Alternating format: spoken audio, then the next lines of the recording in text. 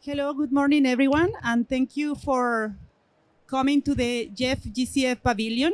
It's always an honor to have you here, and also for you to engage in this consultation on readiness. This event has been designed as a moment for all of us as stakeholders to the readiness program to work and to provide feedback on how to strengthen, how to improve the GCF readiness program. Given the fact that the readiness program has now 7 years of operations, we think it is due time as well to revisit some of the pillars that sustain the 7 stages of the readiness grant cycle. And for that, what better than hearing from you, the stakeholders to the readiness program, the NDAs, delivery partners, accredited entities, board members, active observers. We really want to hear from everyone. So we make sure as well to incorporate your feedback as we revise some of the strategic pillars of readiness. And for that, it would be very important for us as well to identify who is here in our audience. So I will be asking you as well to please raise your hand, those of you that come from NDAs, so we can identify how many NDAs do we have here. That is perfect. So we have a good number of NDAs. Thank you so much for your presence. And thank you also for your feedback in helping us out identify how best to improve on the way forward. Who is coming here from delivery partners? Perfect. And I saw that we had some others as well joining. We also have a good number of delivery partners. Thanks for that. Perhaps accredited entities to the GCF as well. I know that sometimes you act. Thank you so much as delivery partners. Let me ask you as well, NGOs, civil society organizations, active observers. Perfect, many thanks. I don't identify board members around here, but perhaps in the streaming. Perfect, excellent. Thank you so much for coming as well. Many thanks. It's good also to have presence of our governing body in these consultations. And just to provide you a bit of background, this event, as mentioned, has been designed to strengthen our readiness program, and we will be focusing in 2 main topics. One of them, the readiness guidebook, that is a tool to guide our stakeholders across the 7 stages of the grant cycle. And second, the readiness strategy that is to be revised and presented to the board in March 2023. For that, I will start with a context-setting presentation. I will try to be quick because our main intent is to engage with you all. After that, I will be also presenting 3 questions that have been shared in advance, and I will be asking you also for answers to those questions, and of course, we'll be taking notes diligently for your feedback to be channeled into our guidebook and our strategy. Now to start with, as mentioned, we'll be focusing on 2 topics. First, the 0 version of the readiness guidebook. This is a revised guidebook that we are launching today, and we hope that this will also guide much better NDAs, DPs, and stakeholders as they navigate the readiness program. We'll continue with the readiness strategy, and as part of that, the consultations that we are mandated to undertake in order to come to the board at B35. It is with great pleasure that I'm announcing here the 0 version of the revised readiness guidebook. This revised guidebook has been shared with you in advance of this event. So NDAs and delivery partners, you already have a copy of this revised version of the guidebook, which is a 0 draft, and this is a 0 draft for beta testing.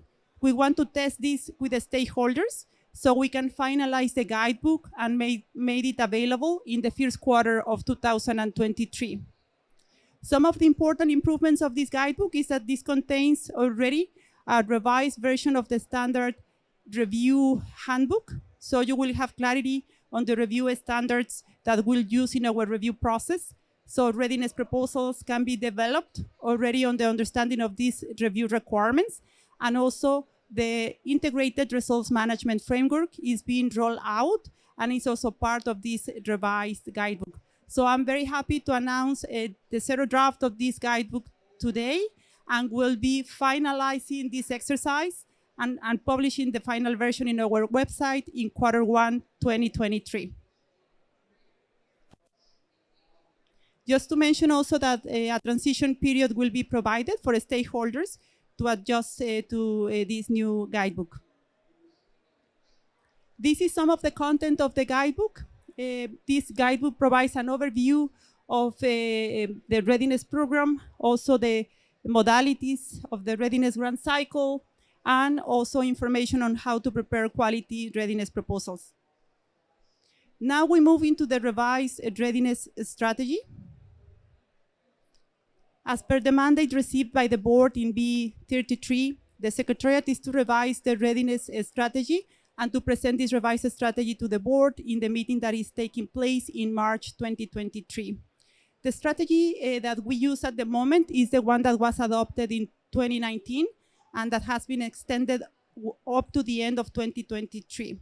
Now, as we revise this strategy, we also are to consult with diverse stakeholders, NDAs, delivery partners, CSOs, board members, active observers, and this is part of those consultations. We had consultations also back in September this year in the context of the Global Programming Conference, and we're very pleased also to host these consultations today. As we revise the readiness strategy, there is a need also for us to ask a fundamental question as to what is the purpose of revising the readiness strategy. Why do we need to update the readiness strategy? Well, we identify at least 3 main reasons for that, and we would love to hear your views as well. On our side, and also building on feedback, we see that now, after 7 years of readiness operations, we have learned several lessons that need to be feedback into the operations of the readiness program. So building on those lessons and capturing those lessons towards improvement is one of the main reasons for revising the strategy. Another one is the evolving requirements on the developing country side. We have an evolved understanding of needs, and also developing countries have presented new or updated NDCs, LTS, that require support in capacity building towards implementation. So evolving needs are also one of the main drivers of the revised readiness strategy. And last but not least, also in the context of GCF, we're moving towards our second programming period, 2024-2027, and we're actually in the process of developing the updated readiness strategy. This readiness, the updated strategic plan for the GCF. This updated strategic plan also needs to be sufficiently substantiated by the capacity building requirements that developing country need to implement an updated strategic plan. So those are some of the reasons, and of course we love to continue hearing from you on the drivers for the revised readiness strategy. One of the important elements that we are trying to address is also identifying how readiness can help us transition from the current model of incremental identification and implementation of proposals towards systemic responses. At the moment, and you have that here in the left-hand side, we are pretty much transitioning from NDCs, NAPs, and LTS formulation to the development of funding proposals. This has some inconveniences, including the fact that this model is leaning towards having standalone projects, and sometimes these projects do not contain, when presented to the GCF and to other financiers, do not contain the necessary climate information, climate evidence, or financial structuring that is needed to get them through the project approval pipeline. So we need to retrofit some of these missing elements after the proposal is submitted. We're trying to move now towards a systemic approach. This is in the right-hand side, where based on the NDCs, NAPs, and LTS, there is a possibility as well to undertake a systemic climate analysis and feasibility assessment to identify the most critical responses. This will have the advantages as well of identifying the financial resources requirements, both in the context of public, but also private resources, and also using a variety of instruments. This will consider GCF resources, but also resources coming from other financiers and from other sources of climate finance. so a more comprehensive response to systemic interventions can be provided.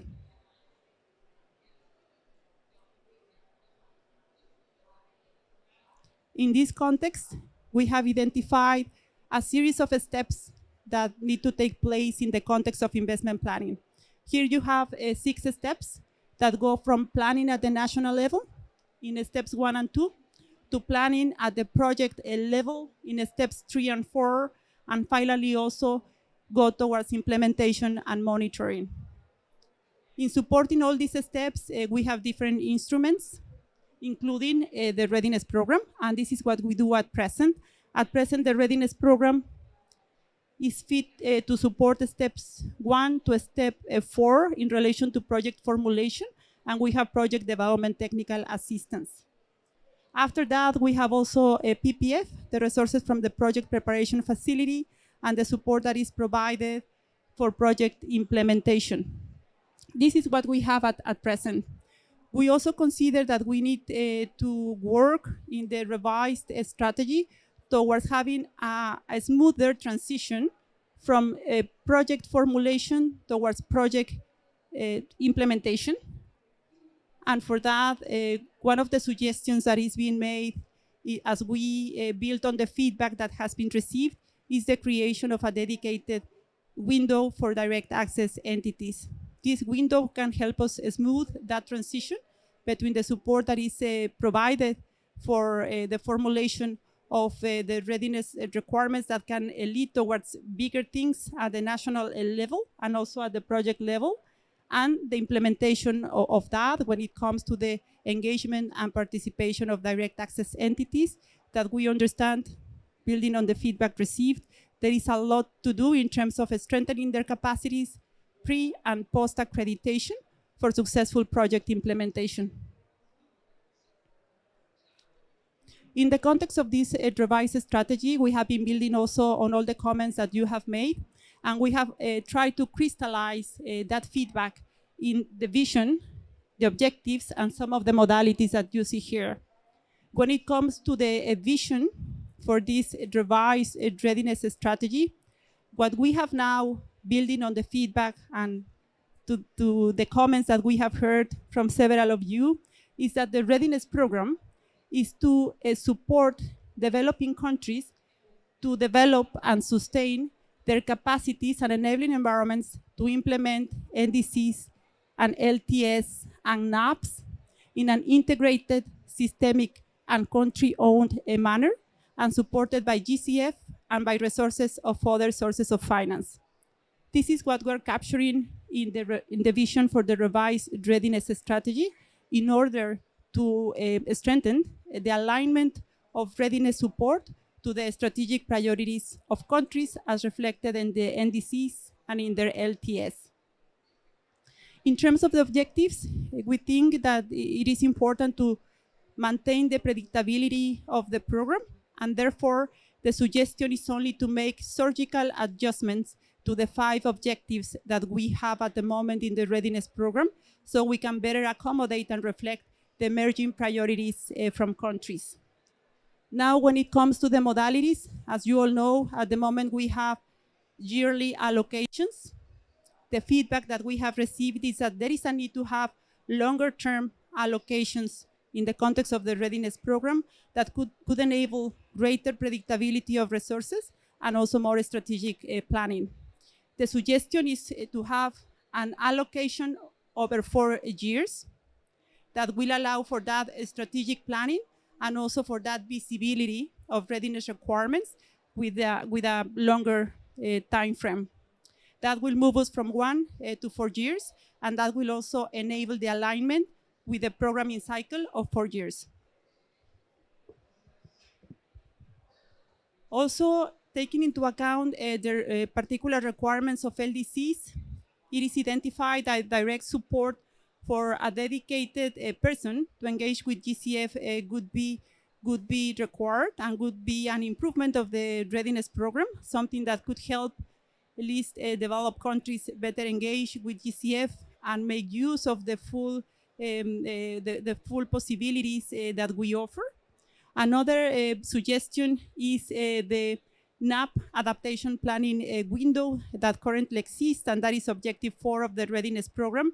For this to be scheduled and planned with an allocation every 4 years, that would be every 2 programming cycles. So we can also provide long-term support for adaptation planning, formulation and implementation of actions. And this also builds on some of the feedback that we have received, both during the board meeting and also in the global programming conferences. As mentioned earlier, a direct access window as well is being suggested that also covers a 4-year period. So this can support directly direct access entities. As mentioned, we're very keen to receive your feedback, both in this event, but also in written form. There is an open questionnaire that has been shared with you. It was shared with a consultation period running from the 11th of November all the way to the 25th of November. So this is ending next week. We look forward to receiving your comments because that will help us make sure that we cover all relevant matters in the revision of the readiness strategy. Now, we would like to transition to the questions that we have shared with you in advance. And we would like to make this session as interactive and engaging as possible. So we'll be inviting you all to raise your hand and to contribute to the 3 questions that we will be placing in front of you. This is question number 1. Just to mention that the questions, all of them pertain to the revision of the readiness strategy and build somehow also in the presentation that provided the context. Please feel free to provide your suggestions, any questions that you may have, or any aspects that we should consider. We're very keen and open also to hear from you on that regard. And we know that in the audience, we have a good mix of NDAs, we have delivery partners, we have some accredited entities as well, and some observers, also board representation. So thank you so much for engaging in the questions here. I will just read this question out loud. What are the challenges that countries are facing from origination of a readiness proposal all the way to implementation of a project in order to achieve both NDCs and GCF climate investment goals? We have here some examples, but we'd love to hear from you. And thanks everyone. You can raise your hands in case you want to respond. Please, Dirk. Thank you so much. Yes, we have a mic here. Dirk back there. Yeah, thanks very much, Carolina. I'm Dirk Snyman from the Pacific Community, SPC. So we're a regional direct access entity. I don't want to so much answer that question because I think I've done it in all the previous times I was participating here. But maybe just a question to you. Sorry, firstly also to you.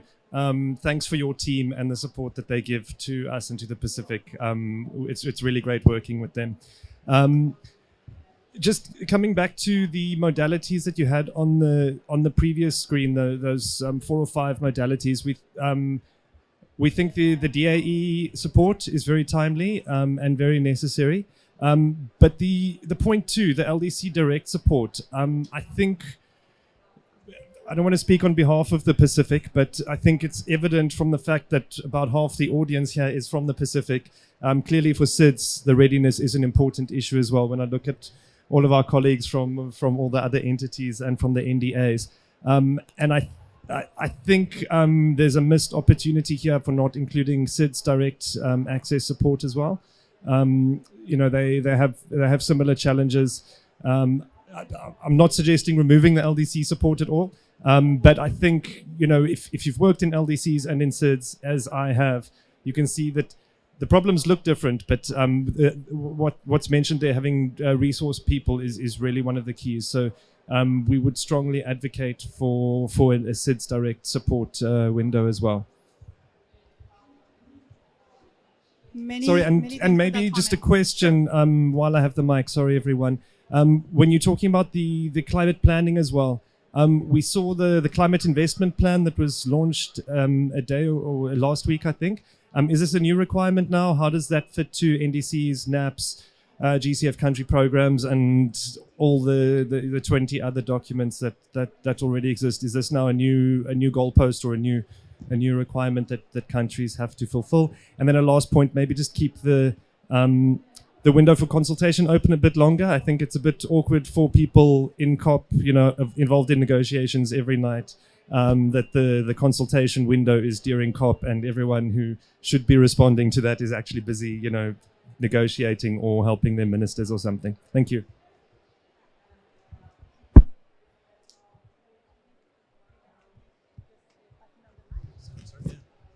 Thank you so much for that feedback, and many things. The comments and the suggestions made here will help us enrich as well what we have at the moment. So we'll make sure to incorporate as well the suggestions that you have made. And we are sensitive also to the fact that seeds require support.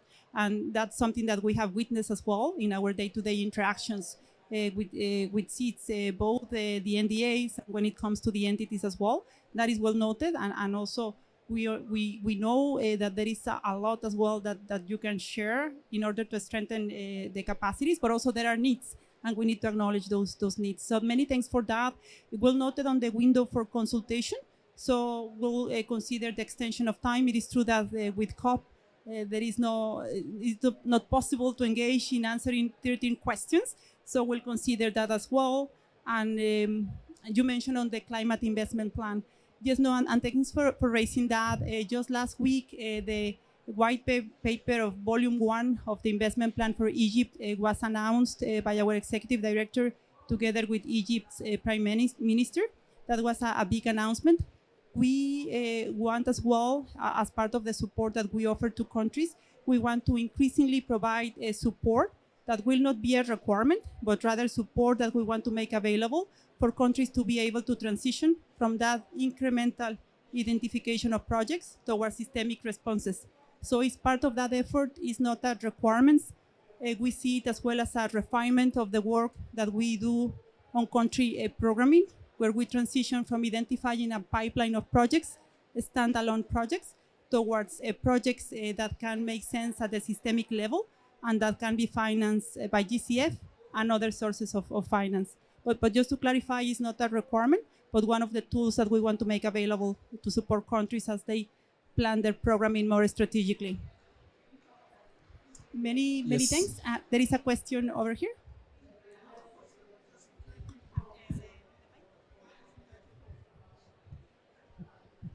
Yeah, not a question, but just to make a comment and thank the GCF for, attempting to bring about these reforms, to make it a bit easier for developing countries to access it.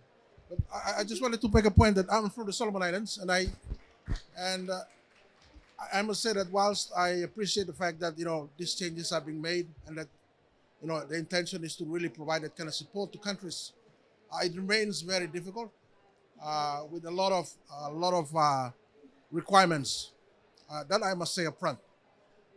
But I understand that these reforms are being done to ensure that that we can have that access in terms of the readiness. But I think just to make the other point that I think the seeds, I think beside LDC direct support, I also support this idea of having a seeds direct support for dedicated full-time resource person to engage with the GCF, because I think with seeds we definitely have the same kind of challenges as well. We do not have the kind of capacity in terms of resource persons that could support in support countries engage fully with the GCF. And the other thing is that I hope that after this there will be a stabilization in terms of the templates and whatnot that are required. That we would reach a point whereby that is it. These are the templates that we will use to access this readiness, and they will not be changed time and again, because it's really difficult trying to keep up with the changes that have been introduced right all along. Whilst I understand that there is a need to reform it and make it easier for countries to access it, but I think at some point in time there has to be a stop to it. Thank you. That is very important feedback, and I'll come back to it in a moment. But before that, we'll move to the question over here, and after that, we have a question here. But please on this side, and if you could introduce yourself. Yeah. Thanks. Thank you very much. I'm Abdou Aziz Jeju. I represent La Banque Agricole, the second direct access entity for GCF in Senegal. And we are also has a direct access entity. We're implementing the second readiness of Senegal has the DP. And this allow us a very big experience because working with GCF and to help Senegalese country implementing the program, the readiness program. For me, I see two challenges. The first is the private sector involvement. Has the DP of the second readiness of Senegal. We realize that private sector have many needs to better understand what is the opportunities, and to better also to better understand instrument and modality of access to climate finance. So it is very interesting of this strategy to see how we can open windows uh, uh, to better, how to say, inform the private sector on how they can access to climate fund. Has a commercial bank also developing green project portfolio is also a challenge for us, and maybe and putting in place also a very strong uh, climate rational program and better allow us to understand how we can so report the how to say the development of the project and the result also as well. This is maybe the challenge I can share. Thanks. Many thanks for that feedback. We move on with the questions over here, and then we have a question here in the back. Thank you very much, Carolina. Thanks for the inviting us to join today NDA Direct Access Entity. I am Turakul Morodo from NDA of Tajikistan. So I have a couple of suggestions. So first, I would like to support the suggestion from our colleagues from Solomon Islands regarding necessary and supporting of NDA team and capacity building. Would like to suggest to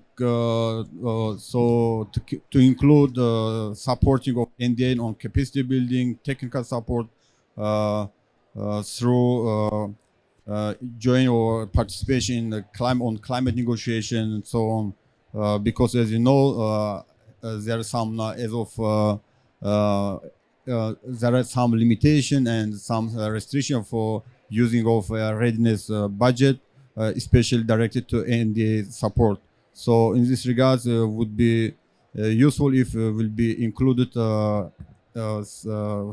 technical and capacity building support to NDA team, and also would like to suggest to increase the threshold of budget which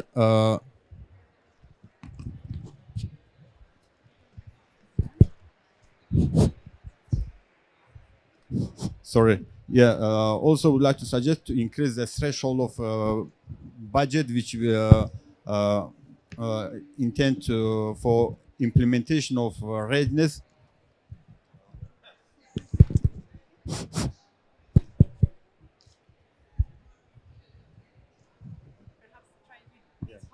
Yeah. Sorry. So increase the threshold of budget for readiness, which will be implemented directly by NDA. Because as of now, it's approximately around 300 USD, 300,000 USD for implementation of readiness directly by NDA. But if possible, to increase this threshold also. Of course, we'll provide our comment and feedback to revise the guidebook before the set deadline. Thank you very much. Many thanks for that feedback. We move to a question over here, and after that to the question in the back. Thank you very much, Carolina, for bringing this important space for conversation and presenting the revised guidebook. I'm Paula Ellinger from Fundación Avina, a regional direct access entity in Latin America. First, welcome very much the window for direct access entity, which is very important. And secondly, there was a question before on the challenges in terms of accessing readiness, right? The question that you put on the screen. One of the issues that we find regards language, especially in Latin America. So whether there has a question would be if you have been considering the possibility of presenting readiness proposals in Spanish or other UN languages, because I think that's an important barrier as well at the moment of preparing readiness proposals. Thank you. Many thanks for that. We collect some more questions in the back and then over here and on over here. Hi, okay. Yes, and thanks for introducing yourself. Thank you. Okay. Sorry, I'm from the Federated States of Micronesia, parts of SIDS. And even before we get to the proposals, my issue, I agree with what Vanuatu has mentioned. And I just wanted to ask a question about, just before we even get to the proposals, about accreditation. Because it takes about 5 to 6 years just to get accredited. And then once we get to reaccreditation, yeah, you get accredited, and then it's reaccreditation, and it's also another challenge. So is there some way of somehow simplifying, because one size doesn't fit all. We're small little countries, not like the big countries where they have a lot of resources, big population, so it's easy for them to get accredited or reaccredited. So that's our challenge as I see it. But I don't know if the other country agrees, but we want to make it so we can access all the proposals, do proposals. But first we have to get accredited. So that's our challenge. Thank you so much for that. We move to the question over here, and after that here. Okay. All right. Thank you very much, Carlos Paul. NDA from Belize. Carolina, thanks for the presentation and for the question. My question is, our challenges is in line with what have been said by Solomon Island and what was just said just now. I think I will summarize it in 3 main challenges. Accreditation. We only have one national accredited entity, and we're in the process of hello? A bit closer to the... Okay. Yeah, we only have one national accredited entity, and we're in the process of accrediting other national entities, but the length that it has taken, I think it's over 3 years, and we have not been able to get another entity. So that would be one of the things that I think we need to look at, the accreditation and the length of time. Secondly is the capacity building, because the only accredited entity that we have, it's very small in staff and short of staff, and we believe that they need a capacity, they need more training, they need more human resources for them to be able to address our needs that we have identified on our NDCs. So I think that would be the thing. The third is just the timeline regarding how much it takes for the back and forth with accreditation, submitting something, getting comments, and this back and forth. I think we should find a better mechanism how we could be able to address those things. Thank you. Many thanks for that. We take 2 more questions before closing the first round, and we go. I think we had a question here, and after that we go to the back. No, we have here. Perfect. Thank you very much. I'm Julie Teng from UNDP. We really appreciate the presentation and GCF's efforts to adapt to the concerns. 2 things we really appreciated was the direct support to LDCs that you showed in the presentation. And we had questions about what it means to have this allocation for NAPs for 8 years. Another question is, or comment, is the time from the first formulation to the approval of the NAP projects, and the fact that there are a lot of things that evolved and we often have to redo the proposals. So if we could accelerate the review time, that would be really appreciated. And also because of the complexity of the proposals, there should be enhanced support to direct access, because they still rely a lot on delivery partners. So that would be appreciated as well. Another point is that there should be maybe more flexibility in the implementation, because the context evolves, and every time we need to revise something in the proposals, it takes a long time, and I think for the countries that's a bit of a hurdle as well. Another aspect linked to what you were saying about the systemic approach is that a really important way to work on the NAP is through partnerships. and there should be maybe some ways to facilitate the partnerships between UN agencies, for instance, and the governments in the implementation of the proposals, as well as between the different UN agencies that can really develop that integrated response. Just two more comments. One is to on the NAP to facilitate the development of implementation strategies. A lot of the countries are now closing their first phase of the NAP projects, and I think it's important to put an emphasis on maybe a second phase, but also on the implementation strategies. And lastly, we would also appreciate a bit more time for the consultation, and if we could get a draft strategy, it would be really appreciated. Thank you very much.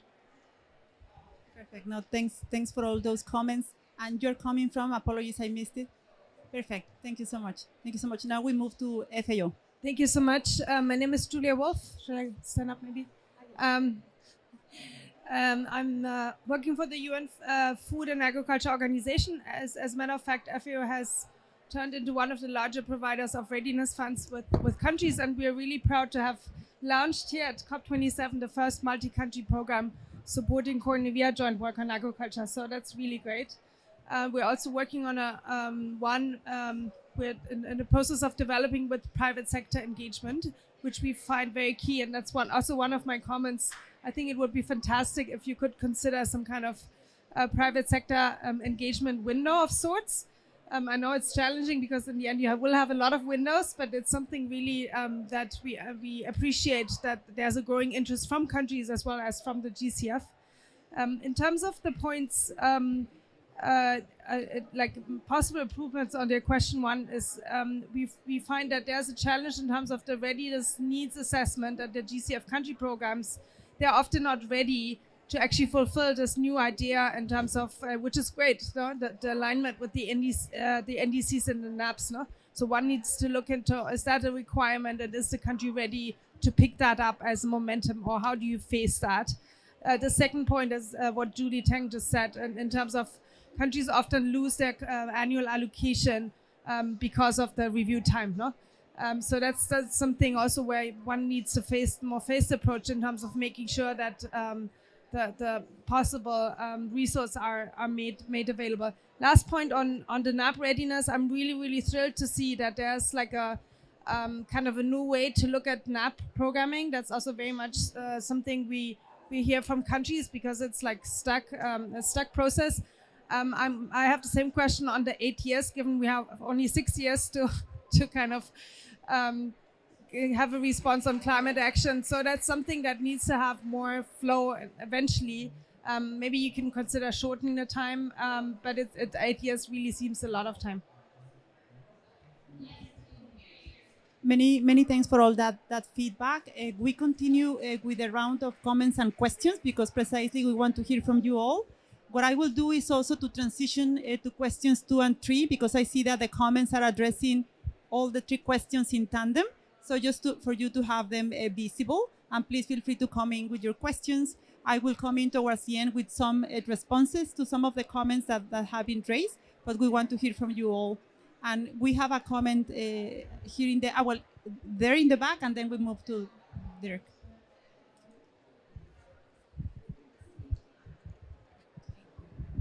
Thank you very much for your presentation. From New NDA. I just want to find out, what is the appetite of GCF in terms of sub-regional representation, and allowing some form of a delegated authority for these officers. And I speak specifically on readiness. If allowance is given to these officers for the readiness proposals. Just from experience, I feel like applying for readiness is similar to applying for a $50 million project proposal. So for us in the SIDS, this is a challenge for us. I just like also to, on the NAP. So the NAP is a one-off payment for the countries for the formulation of adaptation plans. I think to allow a continuance under the NAP for implementation of these plans being formulated. I also like to echo my colleagues with regards to the SIDS a window for support, direct support. Thank you.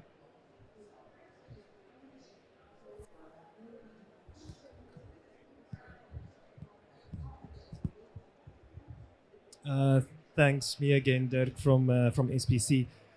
Just with some maybe more concrete suggestions. Number one, allowing a little bit more flexibility in the readiness. So we think it's great that you have your specific outcomes and outputs that really guide where that investment can go. But it would be good to have a bit more flexibility in terms of interpretation from GCF side when formulating that. The countries have the needs, they know what they need or what they want. And we sometimes feel we get very generic suggestions or corrections on activities or deliverables or something like that, sort of fairly generic stuff that isn't reflecting what the countries are asking for. And then another suggestion that we have is for climate change studies. Anyone who's had the fun of taking a project through ITAP in particular knows how important having climate change studies there. When we try to put those into readiness, we're told that belongs in a PPF to develop a funding proposal. This means that countries, and I'm looking at some of the colleagues here, countries that are into their third or fourth GCF proposal, GCF's paying the third or fourth time for a PPF for a climate change study and developing the models and all that. We figure it would be far more efficient if you could do the modeling across the entire spectrum within a readiness, and then you just get to plug that into your PPF or into your funding proposal every time.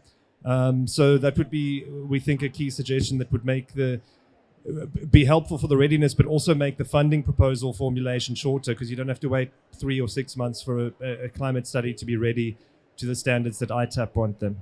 Thank you.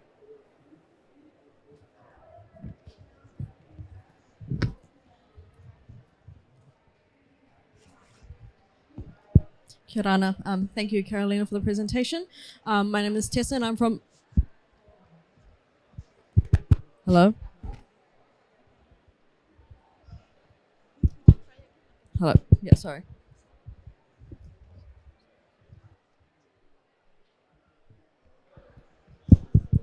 Check.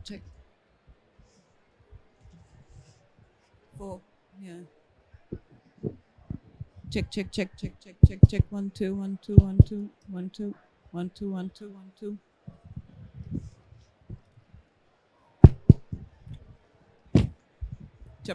Check. Check mic. Hello. Check mic. Okay, so it's working now. Sorry, I'm Tessa from the Cook Islands. I'm a DAE. Maybe it's because I'm... Hello? Yeah, no, it's gone off again. Yeah. Hello? No. I might just move away from the speaker. Hello? There's No? some technical issues with the mic, so mine is not working. Same here. Yeah, no, it's not working. Yeah, well, we have some technical issues with the mics. Just a second. Hello? Yeah. It's still... Can you hear me? No? Try this? Yeah. Sorry. Hello? No? Can you hear me? Musical mics. Hello? Hello? Thank you. Hello? Yeah, okay. So just on how can readiness modalities be improved, you have a few access modalities already, such as the GRR, the rapid readiness. These should be made, available to countries that aren't applying for the full $1 million, because it does take time, and countries applying for less than 300,000 should have access to the rapid readiness modality, not just through COVID. So it should be put in as an improved modality. Also, the reporting requirements on readinesses, especially for yearly caps. We have to submit interim reports, but yet we have a multi-year. I don't have to have interim reports with financial audited accounts, so it could be made consistent. If you're not going to require multi-year readiness programs to have interim reports with financial audited accounts, why is it applied to our yearly ones? and they're not applied to also the less than the yearly ones. So it just be consistent. And then on the second point, should there be specific modalities for financing windows? I read a report from B34 that GCF aims to achieve 50% allocation of readiness resources. So it said you achieve this by 66% allocating those resources to LDCs, SIDS, and African states, but are now requesting for a specific LDC direct support. So just be consistent in there. If you're going to have an LDC support for that one, it should align with your 50% readiness strategy that also allocates SIDS and African states. And also welcoming the support for direct access entities. I see there's the DAE direct support for IRMF. Maybe also incorporating that the DAE window should also take into consideration development of full funding proposals. The PPF strategy, the PPF window is very time consuming and it's not fit for purpose for countries that need to move and act quickly on full projects. Thank you. Many thanks for that. Joseph, you can, you're coming from? Okay. Perfect, thank you so much. And we have a question here in the back as well. Hanso, if you can. And then after that, we need to speak out loud. Okay, just. Hi, colleagues. Prelish from Fiji, NDA. It's a pleasure to meet you all. And just a couple of comments in a very general basis. Firstly, I would love to echo some of the comments made by my fellow SIDS and LDC. Of course, an idea of regional presence is a good idea. The huge issue about time zone, how we're able to get information more readily and rapidly, it becomes a bit of an issue. And of course, the matter of flexibility and reporting is another factor. I thought that I just wanted to add on, I mean, with the Readiness Fund in Fiji, we're already trying to build our capacity and institutionalizing a lot of elements. But private sector is another key element that we haven't really looked at. It will be good to see how the Readiness Fund can look at the private sector and help us to actually build the capacity in parallel. We already building our own capacity. We would love to build the private sector as well simultaneously. Of course, one more thing. It's always about money. Here in COP, we're talking about increasing to the 100 billion goal and even more. So it'll be good to see if the Readiness Fund is also going to think about increasing the level of funding they can provide for SIDS. So we are very small. Our capacity is always changing. We always need to keep up with the international level. So we also need that kind of ongoing, continuous and increased level of support. Also, one more thing. I mean, Dirk also was in a panel last time with the EIU. I strongly suggest to look at some elements that was provided there. There's a lot of good information about SIDS and LDC and how we can really improve. So I suggest we can take on a lot of elements from that. Thank you. Thank you so much for all that very rich feedback. We have one more question here. Okay, thank you for giving me the chance to speak here. Abdurrakib Al-Ukaishi, Dr. Abdurrakib Al-Ukaishi is the head of adaptation unit in climate change in Yemen. I think for financing, new financing window is can be for the countries that are facing some crisis or in special circumstance, like in Yemen, for example. So if there is like small fund just for this country to have a direct access to this fund to facilitate what necessary in the capacity building or sometimes in the building the stuff itself.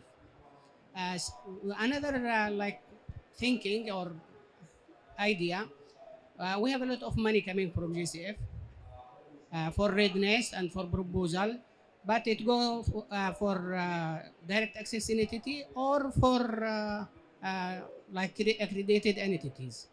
In Yemen, we don't have accredited entities, and we haven't also direct access entities.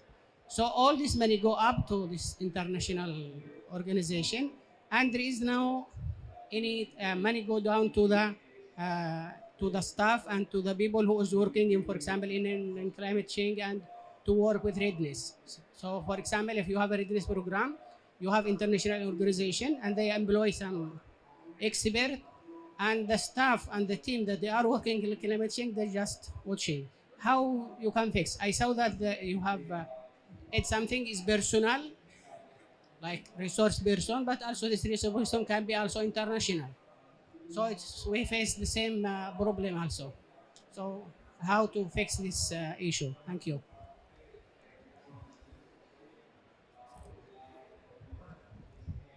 Just checking here in the audience if there are any more comments or hands raised. Otherwise, I can come back with some comments on my side, and then we open another round. But I see a hand here in the back. Thanks. Thank you. My name is Pedro from Timor-Leste, NDA. I have comments on the readiness, direct access for NDA support. I think it's very important. If you want to have this country lead, country ownership, then we need to strengthen the NDA and to implement the Readiness Guidebook Annex 5 to have direct support for NDA, 300,000 cap per year. I think that 300 cap per year need to have this modality for the NDA to continue support the NDA every year, so NDA can exert its role and as a country to ensure the country-led program. So far as what we observe, all the readiness that be implemented is the consultant-led. Consultants-led. So once that the project finish, everyone that hired within this project, all gone. So how can we sustain the continuation of the activity within the institution itself, especially the staff that is permanently working with this government agencies and government institution. So we need to look properly to support those permanent staff within the government agency, not the consultant that make the concept, hire the staffs, and after the project finish, everyone gone. So there's no continuation. Thank you. Many thanks, Pedro, for that feedback. And we have another question down here. Thank you. Thank you, GCF, for organizing this event. I'm Fred from SPREP. We are an accredited entity in the Pacific. Just a couple of things. I want to reiterate the call by some of the members on the need for a seeds window in addition to the LDCs. I think that is something that will be useful for the island countries, noting that they are the most vulnerable. The other thing is on some of the processes involved. And for us, for our experience, sometimes the communication and reporting goes through UNOPS, and then UNOPS says we are waiting for GCF, and sometimes we talk to the GCF and they're waiting for UNOPS, so the processes involved for readiness is quite tiring as well, and the experience has been causing significant delays in some of the projects. Also around, I think someone raised, I think from Cook Islands raised the issue of having the reporting requirements for biannual reports, and sometimes some of those requirements could be, they are a bit stringent, and also if you could set in place some tier level of reporting system that could allow countries to be able to effectively implement their readiness support. The other thing is on multi-year readiness support. The previous guidance is if you want to do a multi-year readiness, you have to do a readiness needs assessment. And sometimes the needs of the countries are obvious. They are in their NDCs and in their NAPs and sometimes in their country programs, for example. So I think the need for another readiness needs assessment is almost duplication of what is already. I mean, the countries have been telling us what their vulnerability needs are, and I think there are documents that are available, or maybe there could be a sort of way of allowing countries to be able to have multi-year readiness, because 18 months for a readiness, and then if you add on to, for example, for within SPRED from our experience, or maybe other accredited entities, there are internal processes, and so an 18-month readiness drags on to a 3 or 4 year cycle. You go back to the GCF for approval, budget review. So all this experience is actually delaying access to finance. And if you listen to the COP recently, all the seats are talking about access to finance, because a lot of it are caught in the procurement and the modality of implementation, even for readiness support. So I think those are the things that you need to think about when you do your readiness strategy for your upcoming new guidance. I think the multi requirements should be reduced significantly. Also, I think the previous speaker, mentioned using third parties to deliver readiness. It's not building capacity. It's not contributing to ownership. I think countries should drive the readiness support, build the capacity within the national entities. They take ownership of it. Then you have sustainability. Unless we're just creating another, almost like a market for private business. And it's not contributing to building resilience in small island countries. Sorry, I'm talking a lot. Thank you. On the contrary, we really appreciate that very rich feedback. Just checking if any more hands here.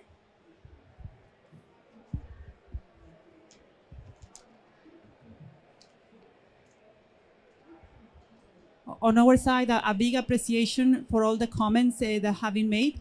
We have taken note of all the suggestions to improve the readiness program and also to streamline some of our processes. That is very important for us. And also the suggestions that have been made to enhance the strategic alignment of the readiness program so it can better support you when you are trying to bring down your LTS and your NDCs to the level of implementation. I will touch on some of the comments that have been made when some of the questions have been raised.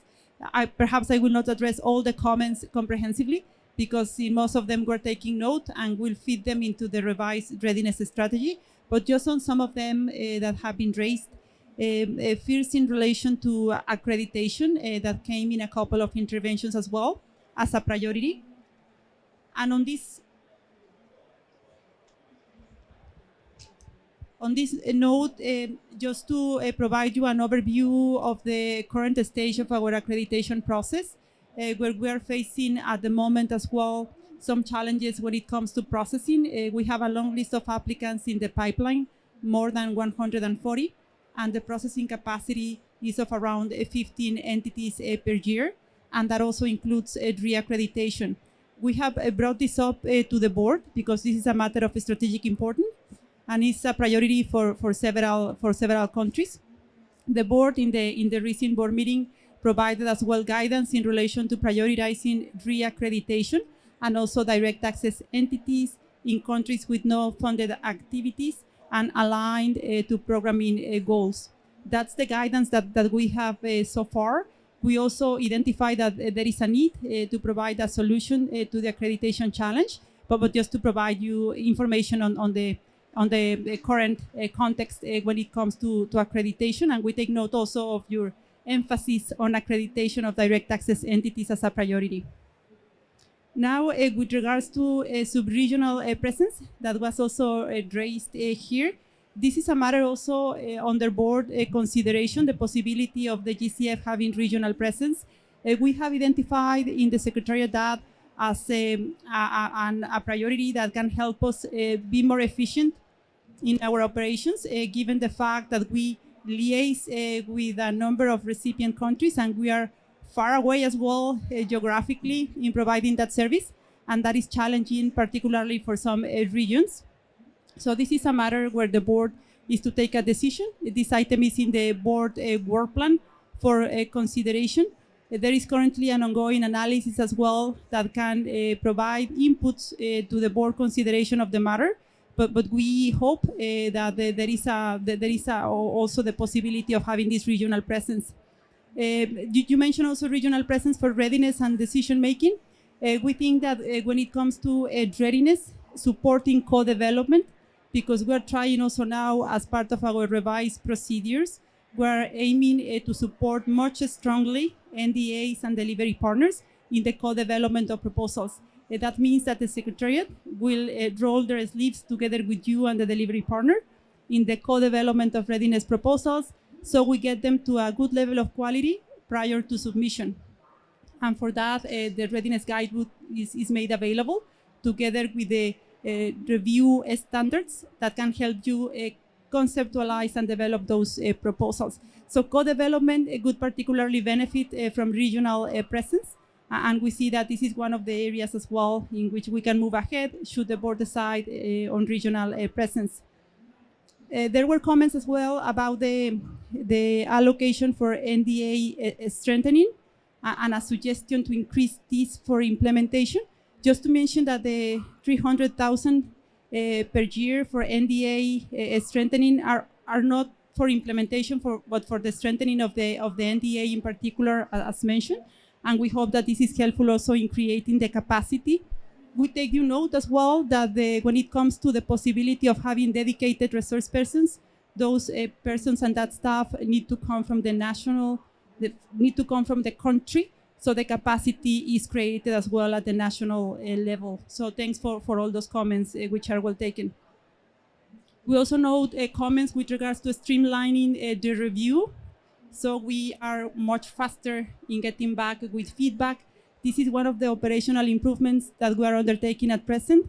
We removed one layer of review, so we streamlined the internal review process, and we are aiming as well for this to contribute significantly to reducing the time frame of the review. I hope that you are already witnessing that in our processes, and this will be more visible as well as we move ahead. And we are trying also to support the review with the standard review handbook that is an annex to the guidebook that we just launched.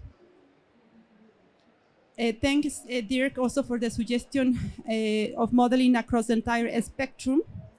So this can help when developing concept notes and funding proposals, and you can simply go to that overall model instead of having to do that on a case-by-case basis.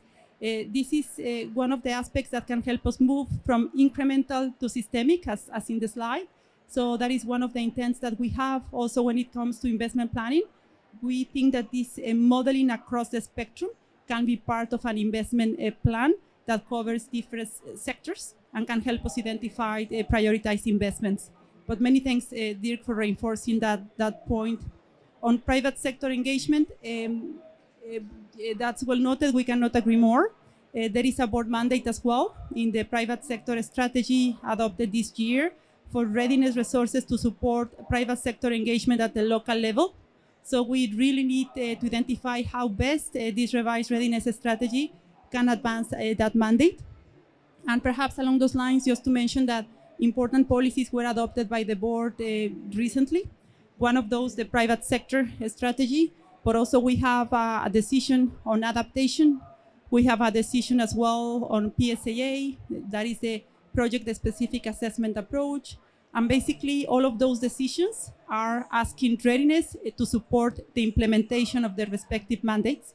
So in this revised strategy, we're also incorporating and capturing how to implement those decisions. Thank you also for the feedback on considering the evaluations from the IEU. We see this as a critical piece of input, and we are basing as well the revised strategy in the feedback that we received in the independent evaluations. So that is one of the critical aspects that we are considering.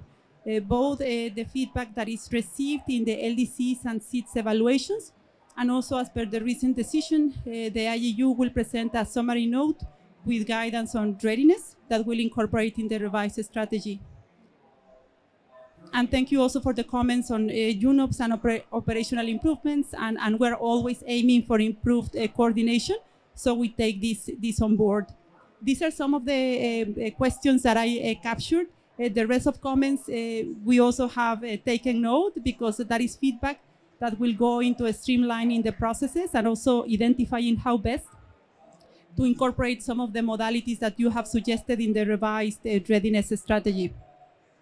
Just stopping here also to check if there is any aspect that requires an answer and that hasn't been addressed here.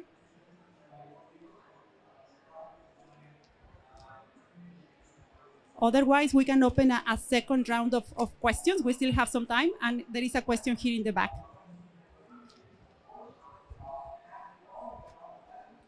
Thank you for giving me the... I'm Musa Guzman from Niger. I want to emphasize on one word: flexibility.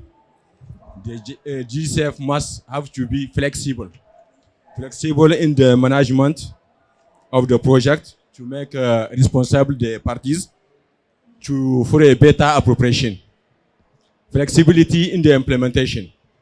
I'm a coordinator of NAP, Niger's NAP. We have already finished our process, and we'll have a little money left that we'll unfortunately give back. Whereas we are a poor country like Niger, we can use this money to directly implement action to the benefits of population suffering from floods and drought. But we cannot do it.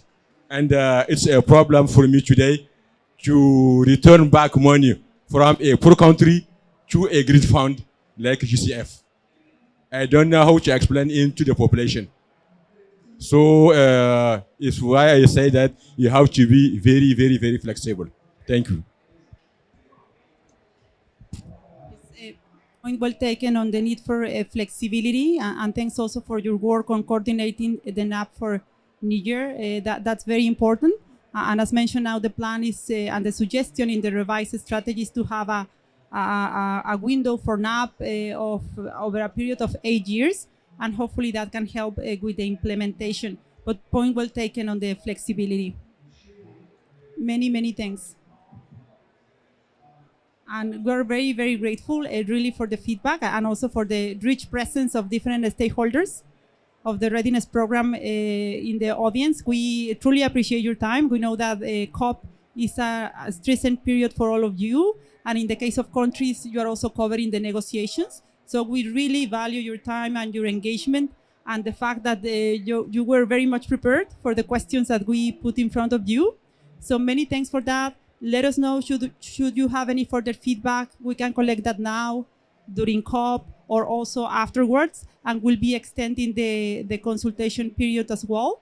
So you can also provide feedback via the questionnaire that has been shared, and we can incorporate that as well as we move ahead in the revised strategy.